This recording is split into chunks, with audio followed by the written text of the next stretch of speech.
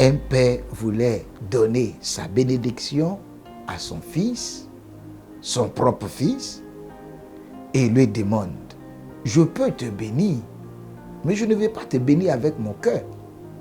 Je ne veux pas te bénir avec ma main. Je veux te bénir avec mon âme. Je vous rassure qu'il y a différents types de bénédictions.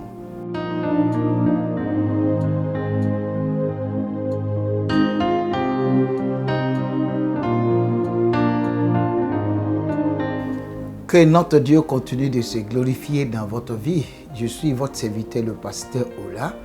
Nous parlerons toujours de la bénédiction. De la bénédiction. Cette émission est consciemment préparée et présentée pour réveiller votre conscience, aussi de vous aider à comprendre ce que vous devez faire pour ne pas que vous continuiez espérer une vie prospérée, une vie épanouie. Continuez d'espérer le Seigneur vous bénir et vous n'arrivez pas à obtenir ce que votre cœur désire. C'est pourquoi je prends mon temps de parler des différentes offrandes, des différents sacrifices que Dieu avait agréés dans la Bible, qui avaient porté des fruits dans la vie de tous ceux qui l'ont pratiqué.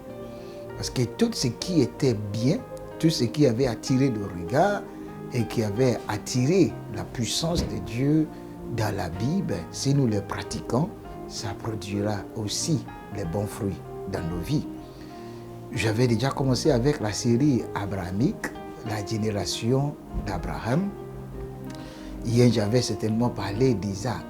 Aujourd'hui, nous allons aborder certaines choses dans la vie de Jacob, Dans le livre de Genèse, chapitre 27, nous parlerons de la sémence demandée. La sémence demandée. Quelle est son utilité? Pourquoi devons-nous répondre souvent quand Dieu passe par quelqu'un, un supérieur, et qu'il nous demande d'apporter certaines choses? Malheureusement, beaucoup de polémiques se sont établies et ce concept avait été combattu par plusieurs chrétiens, par plusieurs chefs religieux. Mais le fait qu'un principe est combattu ne dit pas que ce principe n'a plus son authenticité ni son utilité dans le royaume. Dans le livre de Genèse chapitre 27, un père voulait bénir l'un de ses enfants. Un père voulait donner la bénédiction que lui-même avait reçue de son père et voulait donner à l'un de ses enfants. Et voici ce qu'il dit à son enfant. Verset 1 au verset 4. Isaac devenait vieux et ses yeux s'étaient affaiblis au point qu'il ne voyait plus. Alors il appela Ésaü, son fils aîné, et lui dit, mon fils. Et il lui répondit, me voici. Verset 2. Isaac dit, voici donc, je suis vieux. Je ne connais pas le jour de ma mort. Maintenant donc, je te prie, prends tes armes, ton carquois et ton arc, va dans les champs et chasse-moi du gibier. Fais-moi un mets comme j'aime et apporte-le moi à manger, afin que mon âme te bénisse avant que je meure. Waouh! Un père voulait donner sa bénédiction à son fils, son propre fils, et il lui demande, je peux te bénir, mais je ne vais pas te bénir avec mon cœur. Je ne veux pas te bénir avec ma main. Je veux te bénir avec mon âme. Je veux te bénir avec mon âme. Verset 4 de Genèse chapitre 27 dit, fais-moi un mets que j'aime. Il dit, fais-moi un mets comme j'aime et apporte-le moi à manger, afin que mon âme te bénisse avant que je meure. Il pouvait le bénir sans ce mets qu'il aime. Il pouvait manger n'importe quelle viande, mais il avait précisé, parce qu'il ne voulait pas que ce soit une bénédiction venant de sa main ou bien une bénédiction venant de son cœur. Il voulait que ce soit une bénédiction qui vient de son âme. Qui vient de son âme. Je vous rassure qu'il y a différents types de bénédictions.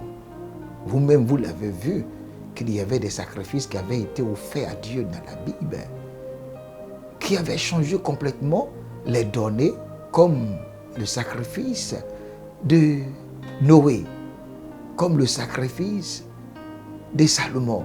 Ces choses avaient touché l'âme de Dieu. Ces choses avaient touché le trône de Dieu.